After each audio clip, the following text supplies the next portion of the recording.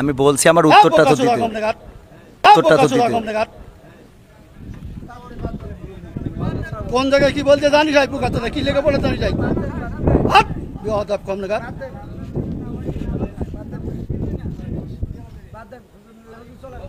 একদম বাস্ত করে দেবো সব একদম। চেয়ারম্যান সাহেব তাকে ধমক দিয়ে বলছে, আই পোকাচোদা, এই কথা বলে তাকে গালি দিতেছেন, অকাত্য ভাষায় বলতেছেন, তোর চোখ আমি বাস্ত করে ফেলে দেব, তুই আমার চিনিস? তোর ভাষা ঠিক কর, তোর ব্যবহার ঠিক কর। আলেমকে ধমকাইতেছে। বিএনপি এক নেতা এমন ধমক দিল, বলল বেটা থাপড় দিয়ে তোর দাঁত ফেলায় দেবো, একবারে মেরে ফেলবো, তোকে নাই করে দেবো, গুম করে ফেলবো। চিন্তা করেন, আমাদের প্রিয় ভাই শিল্পী কবির বিন সামাদ, তিনি একটা মাহফিলে বক্তব্য দিতে গিয়েছেন, একেবারে তাফসীর মাহফিলের মঞ্চের ওপরে তাকে অকথ্য ভাষায় গালিগালাজ করেছে, মারার হুমকি দিয়েছে, এমনকি তাকে যা তা কথা বলে অশ্লীল ফাহিশা ভাষায় বলতেছে যে তোর একবারে চোখ মুখ বাষ্ট করে ফেলে দেবো। কত বড় সাহস! কোরআনের মাহফিলে বসে তাকে বাষ্ট করবে, হত্যা করবে, মেরে ফেলবে, এরকম হুমকি দিচ্ছে। মুসলমান স্বাধীন দেশে আমরা কি এটা মানতে পারি? কবির বিন সামাদ কমেডি টমেডি করত, এখন ওয়াজের ময়দানে কথাও বলে, মাঝে মাঝে টেলিফোন করে প্রতিবাদও মানুষকে করে। সে কবির বিন সামাদ কোরআনের ওয়াজ করতেছিল, হাদিস শরীফ থেকে কথা বলতেছিল, বিএনপি এক নেতা এমন ধমক দিল, বলল বেটা থাপড় দিয়ে তোর দাঁত ফেলায় দেবো, একবারে মেরে ফেলবো, তোকে নাই করে দেবো, গুম করে ফেলবো। চিন্তা করেন, 17 বছর যেই আবু জেলের উত্তরসূরি শেখ হাসিনার আওয়ামী লীগ যারা ছিল তারাই এমন কথা বলতো।